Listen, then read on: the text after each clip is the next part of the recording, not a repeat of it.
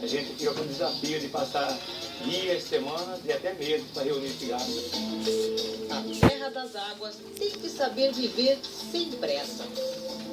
Aqui é um lugar agradável, um lugar bom de se trabalhar, né? É um escritório que não dá aborrecimento em ninguém, né?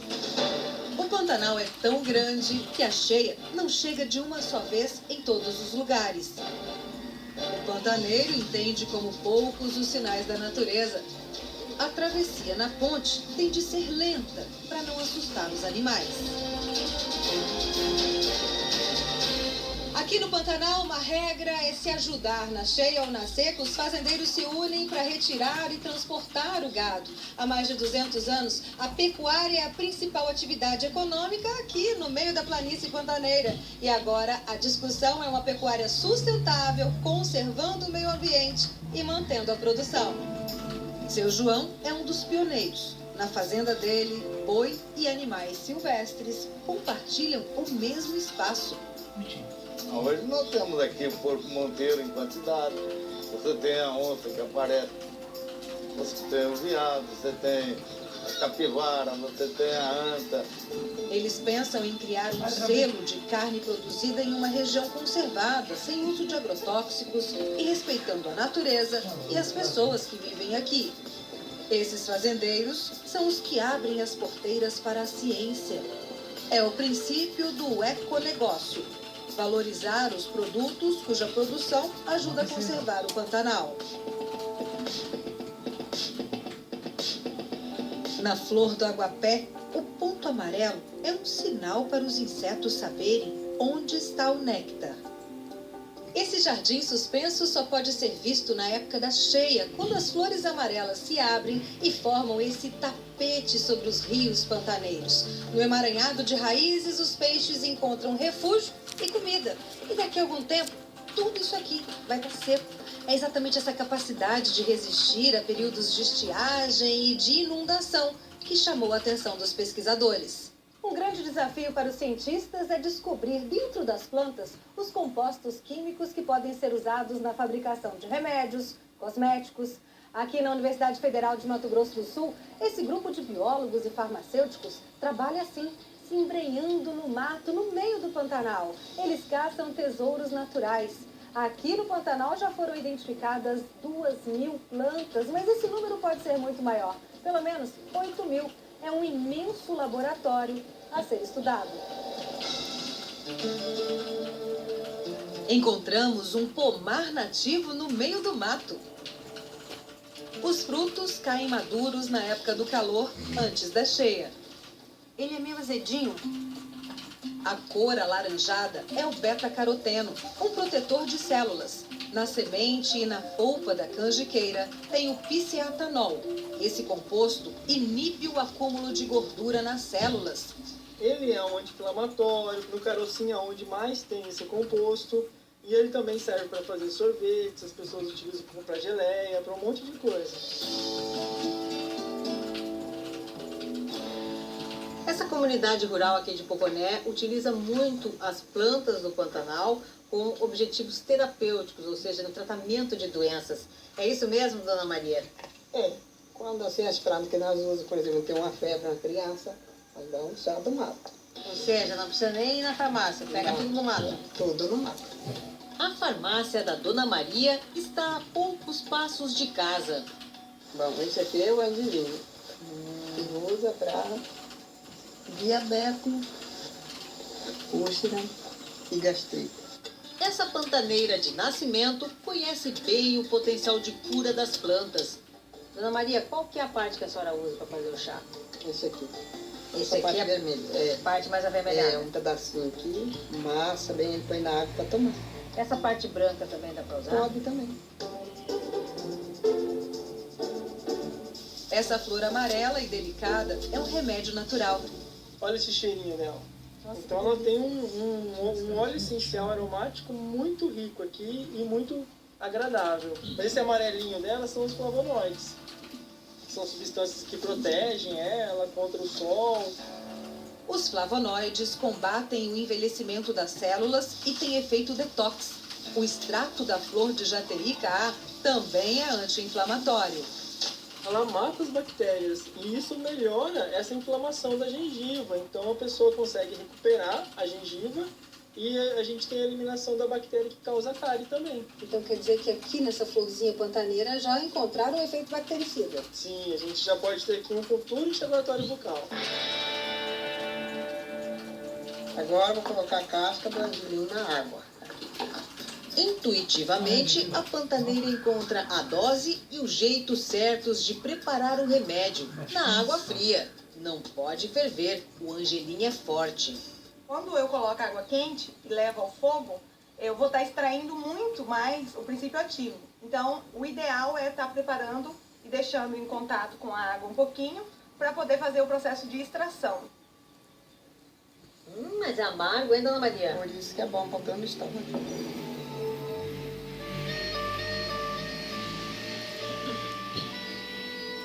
Essas árvores são resistentes ao frio, ao calor, têm raízes profundas que buscam água subterrânea na época da seca. O tronco é revestido por uma casca grossa. Por isso o ipê é um mestre da sobrevivência. Essa espécie aqui só nasce no Cerrado, no Pantanal, é conhecida por para-tudo. E nesse ipê pantaneiro, os pesquisadores encontraram uma substância que é um santo remédio para tratar picada de cobra. Eles maceram essa casca, né, junto com alguma gordura que eles estão levando para cozinhar. Então pode ser uma banha, um óleo, e eles colocam em cima do local da picada. A gente tira aqui esse tecido morto dela. O que o ipê usa para se proteger também pode curar as pessoas. Nossa, é muito amargo. E ela é amarga justamente por causa dessa substância que a gente estuda, que é um eridoide. Esses ratos receberam pequenas doses do veneno e foram tratados com o extrato do ipê pantaneiro. Não tiveram sequelas. E aqui a gente pode ver o quanto se reduz a hemorragia. O remédio feito com o para-tudo é o primeiro à base de plantas para tratar as sequelas de picada de cobra, mas não substitui o soro antiofídico. Aqui no Laboratório de Bioquímica da Universidade Federal de Mato Grosso, o desafio dos pesquisadores é avaliar cientificamente se as plantas de fato têm as propriedades que podem levar aos efeitos relatados pelos pantaneiros. Lembra da Dona Maria, que usa a casca do angelim para dor de estômago? Pois é, as pesquisas revelaram que a planta também é um santo remédio para tratar diabetes. Nós constatamos também, então, que esse efeito se deve à melhora na ação da insulina no organismo.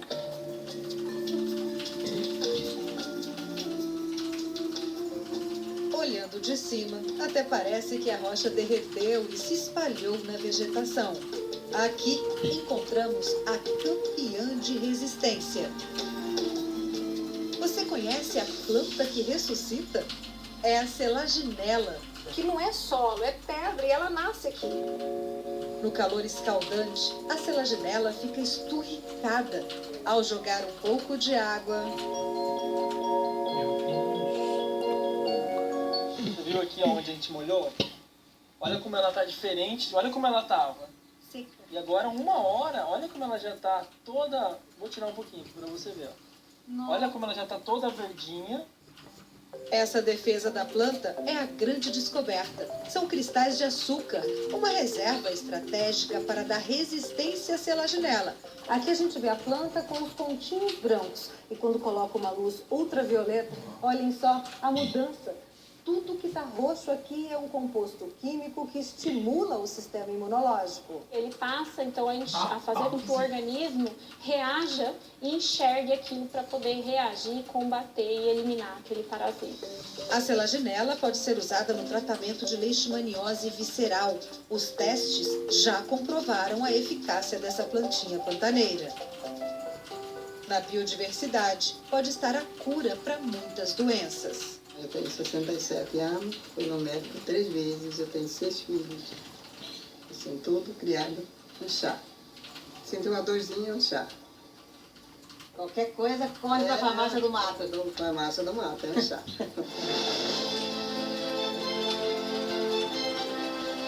No maior refúgio de vida silvestre das Américas, cada espécie tem a sua preferência.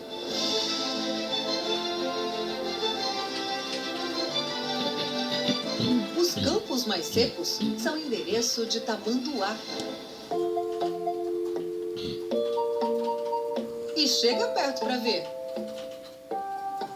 O tamanduá mirim tem uma vértebra a mais na coluna que o ajuda a se apoiar no rabo e ficar em pé, para parecer maior e assustar o inimigo. Essa bravura passa logo e ele se esconde na árvore mais próxima. Ao amanhecer, os pesquisadores saem em busca do maior de todos os tamanduás. O bandeira é um gigante solitário, um bicho que só existe na América Latina, diferente de tudo. Não possui dentes, tem um metabolismo muito baixo, uma temperatura em torno de 33 graus, e tem um olfato muito aguçado, mas audição e visão não. Esse aí não sentiu nosso cheiro. Os pesquisadores preparam os dardos para a captura. Um vai com uma pistola e eu com a zarabatana, e a gente faz a anestesia do animal. Agora a gente tem que ficar aqui, um pouco longe deles, esperando essa captura. Boa sorte. Obrigada, viu? Vamos lá. A aproximação é lenta. O tamanduá percebe e foge. Aí começa a correria para anestesiar o bicho. E é o assistente de campo, o Fabiano, nascido no Pantanal, que consegue pegar o tamanduá no laço.